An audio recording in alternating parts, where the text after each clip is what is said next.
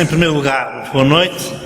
Naturalmente queria agradecer o convite que me fez a Faculdade de Engenharia, dizer do gosto que tenho de cá estar e agradecendo esse convite, saudava também todas as pessoas que estão aqui no painel e em particular o Francisco Assis, que, enfim, não queria fazer disto uma troca de galhardetes, mas que é também, enfim, um dos políticos que eu mais aprecio, precisamente porque combina com a ação política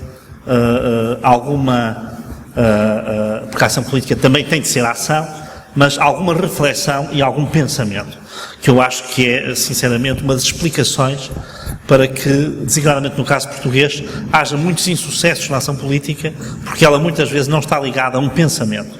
E, portanto, naturalmente, é feito um pouco ao sabor das necessidades do dia-a-dia. E, portanto, feitos estes cumprimentos que se impunham, eu procuraria dizer o que é que eu penso sobre o futuro da Europa.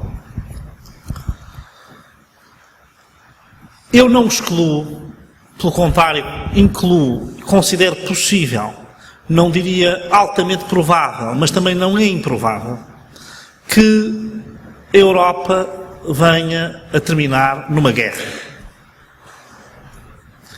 Eu sei que, nomeadamente, esta geração, que é uma geração que estará entre os 20 e os 30 anos, acha a guerra uma coisa longínqua, acha até que a fazer alguma redução se devia fazer na indústria da defesa, mas se persistir o sentimento de desconfiança, o sentimento de, diria eu, até ignorância mútua, que neste momento existe entre os parceiros europeus, eu não tenho grandes dúvidas de que a Europa irá terminar com um conflito generalizado.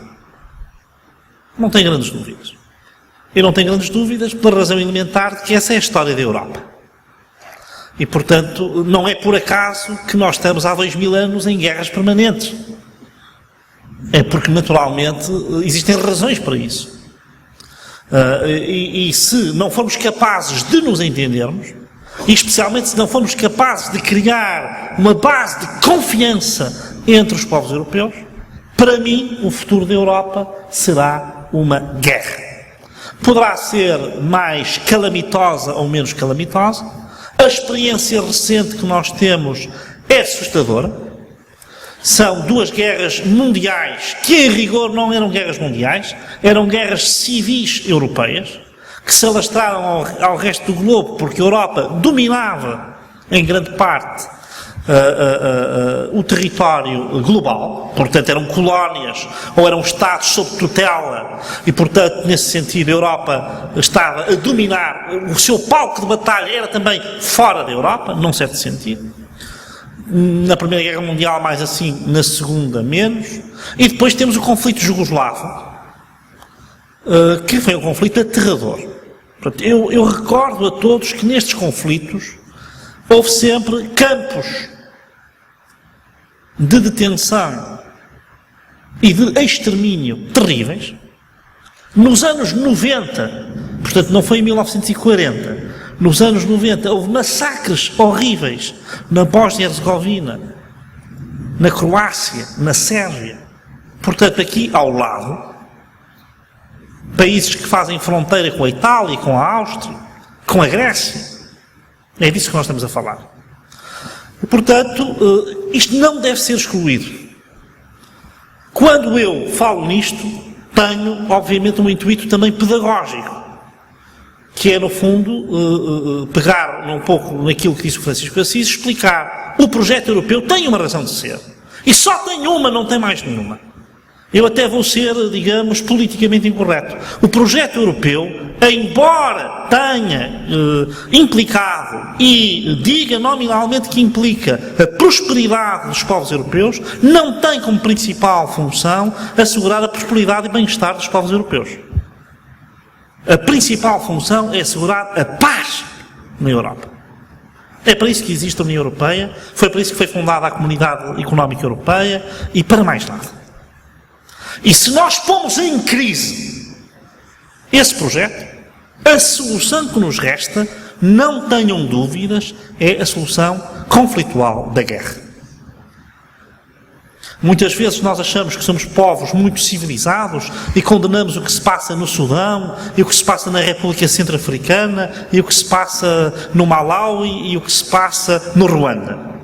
Mas os massacres que nós, europeus, cometemos nos anos 10, nos anos 40 e nos anos 90 não são em nada menos impressionantes do que esses que nós condenamos na África ou no Sudoeste Asiático.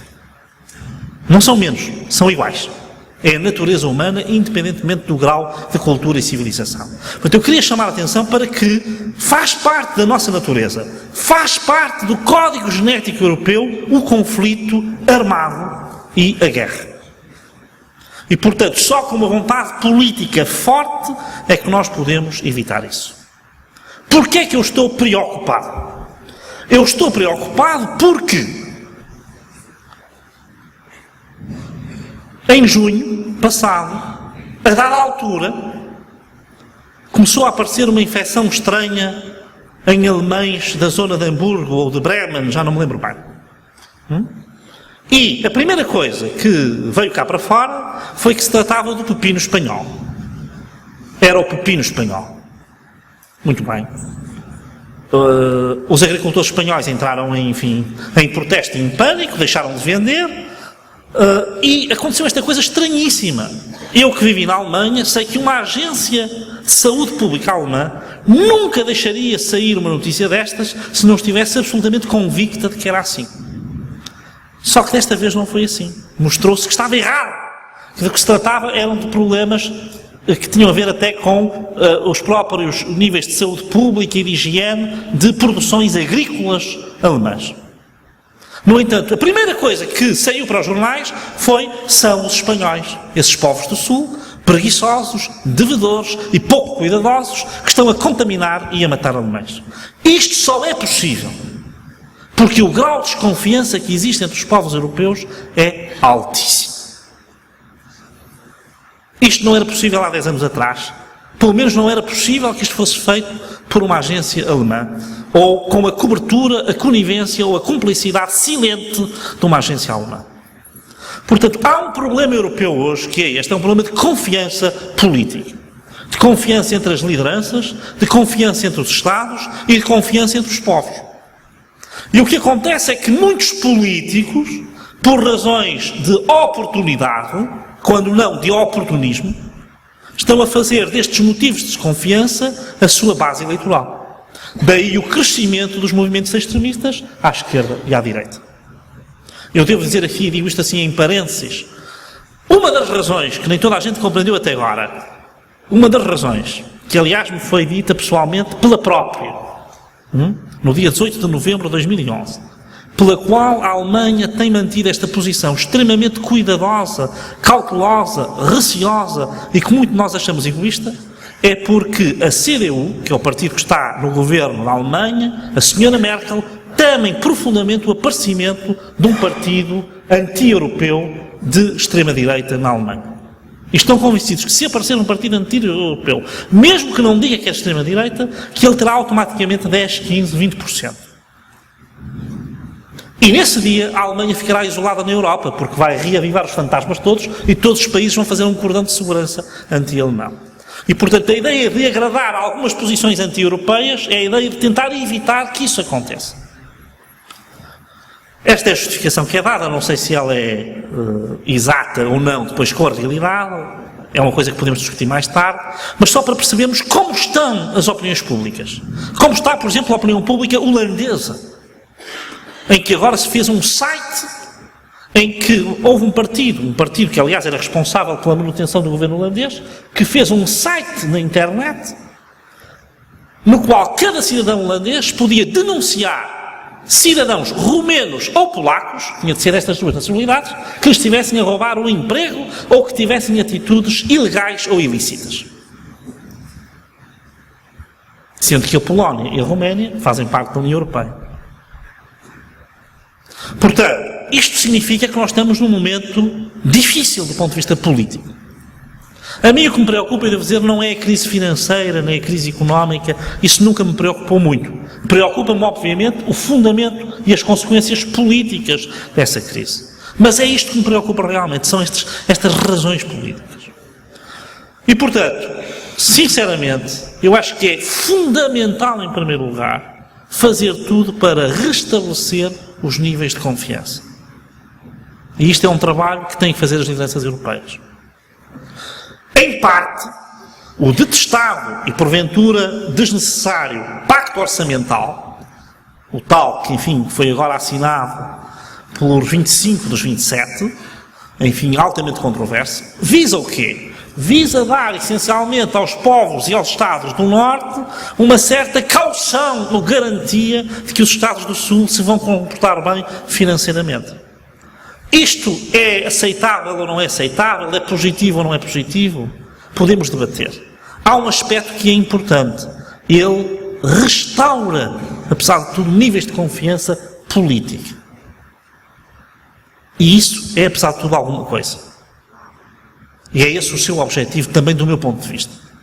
Não é tanto a doutrina económica e financeira que nele está encerrada, mas é isso. Portanto, quando lhes falo do futuro da Europa, o que eu queria dizer é isto. O futuro da Europa pode ser risonho, mas pode ser catastrófico. E será catastrófico para todas as gerações, mas em particular para aquelas que agora se estão a afirmar. Se nós olharmos para as condições históricas que antecederam, em particular a Segunda Guerra Mundial, há muitas coisas que nós temos hoje que existiam nesse momento. Eu não estou a dizer que a história se repete, mas estou a dizer que é preciso estar atento. Qual é o futuro que eu vejo sem ser este futuro negro?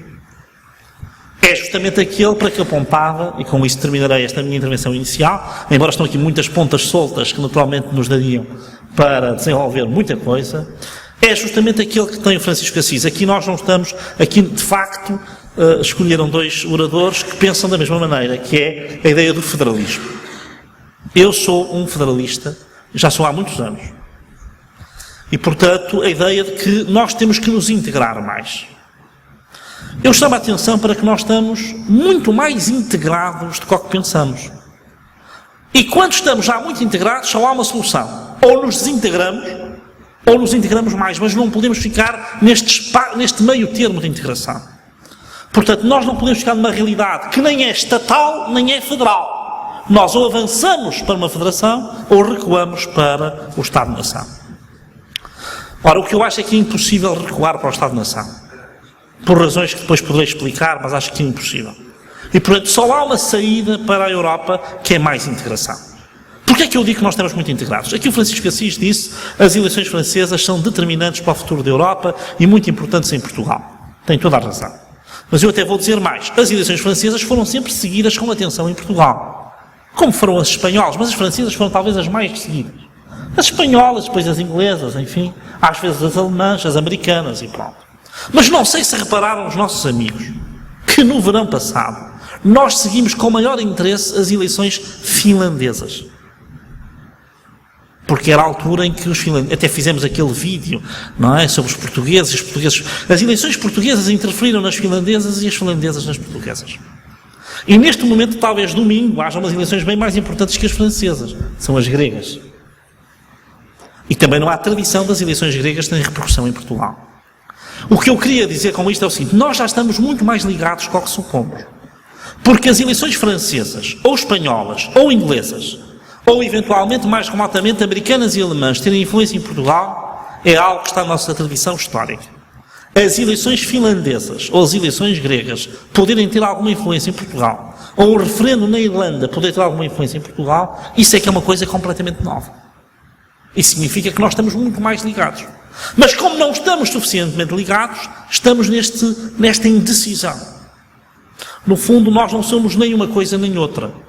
Estamos, portanto, no meio do caminho. É este o ponto em que nos encontramos. E, portanto, eu penso que se nós aprofundarmos a integração, com perdas para todos nós, se nós aprofundarmos a integração, penso que poderemos ter uma saída airosa para a Europa. Se nós não o fizermos, o meu vaticínio fica aqui, é o que nós vamos terminar num conflito armado. Sei que muita gente contesta isto, mas é a primeira vez que eu disse isto, foi mais ou menos há um ano atrás. Tinha muito mais gente a contestar e eu já tenho muita gente a apoiar esta tese. Portanto, eu estou convencido de que nós temos mesmo que perceber o que está em causa. Não está apenas em causa a afirmação de uma potência global, a prosperidade, o bem-estar. Pode estar em causa um recuo civilizacional enorme no nosso espaço de circulação, de identidade e de realização como povos europeus. E porque justamente eu quero evitar isto, é que eu participo ativamente em todos os debates que me proponho. Muito obrigado.